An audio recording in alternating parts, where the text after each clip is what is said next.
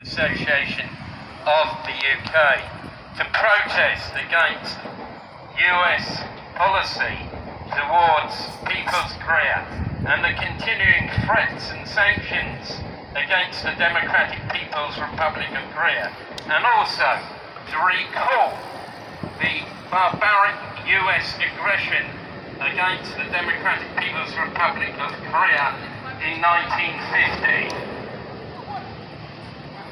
Today, we are picketing the US Embassy because a few days ago, on Tuesday, 25th of June, it was the 76th anniversary of the provocation of the Korean War, which is known as the Fatherland Liberation War in the Democratic People's Republic of Korea, People's Korea.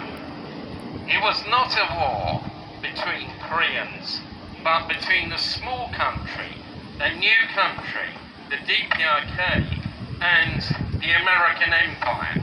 Indeed, it was a war by the US against Korea, against the Korean people. Let us remember that the US is not some kind of wonderful land of freedom and democracy, but the head of a giant corrupt empire that gave you Jeffrey Epstein and has military bases in every corner of the globe. The world is literally straddled by numerous American bases, about 700. The US imperialists, the ringleader of world imperialism, and the international reactionaries provoked a war in Korea on the 25th of June 1950 by instigating the South Korean puppets to attack the young Democratic People's Republic of Korea. The US imperialists were hungry for profits and conquest.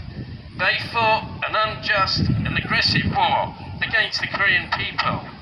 They launched a war of conquest against the DPRK, a war to destroy the Juche-based People's Democracy, the DPRK, and to destroy socialism in Asia, in the world.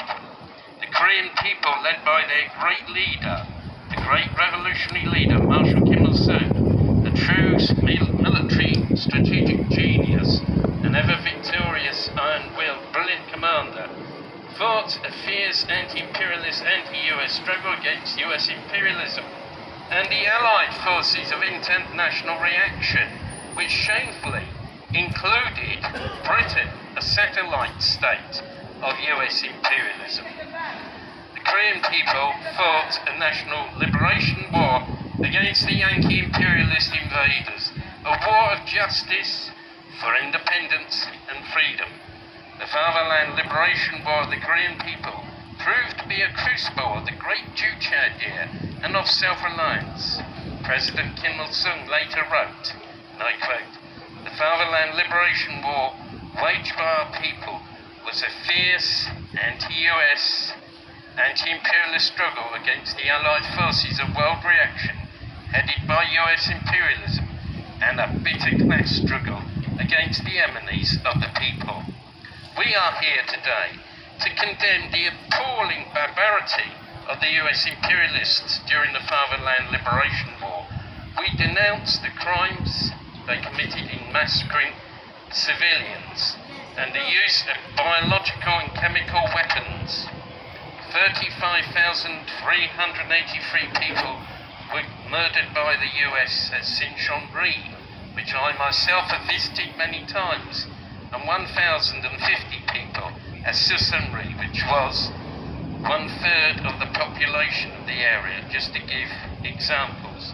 The US carpet bombed Korea.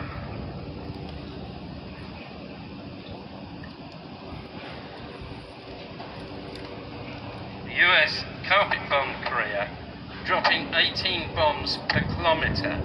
By starting the Korean War 76 years ago, the US waged a genocidal war of extermination against the Korean people, killing millions, at least 1.2 million, but the figure might be large.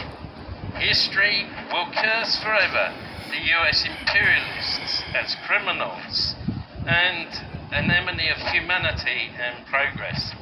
Indeed, US imperialism is the ringleader of aggression and war.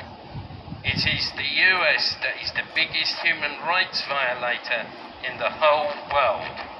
The US today continues to occupy South Korea, ignoring the will of the Korean people and world progressives. The US have committed many crimes in South Korea. They exploit the South Korean people by taking huge sums of money in so-called upkeep expenses. They have also tried to stifle the Democratic People's Republic of Korea using the false human rights pretext and used the United Nations as a forum for anti-DPRK abuse. Today, the DPRK is an advanced socialist state which provides free housing, something we could only dream of, free education, free healthcare, and many other benefits for the people. It is a society without unemployment, without knife crime or vandalism. We defend people's Korea against US imperialism. The US and their puppets, the Republic of Korea, are pushing forward with the ROK's possession of a nuclear submarine and becoming undisguised in their moves to the reinforcement and modernisation of their armed forces in the region. And they've often staged military drills and espionage acts against the DPRK, aggravating the situation on the Korean Peninsula. What is more dangerous is that the US and ROK held a meeting of the Nuclear Consultative Group, a nuclear war body whose purpose is to attack the DPRK with nuclear weapons.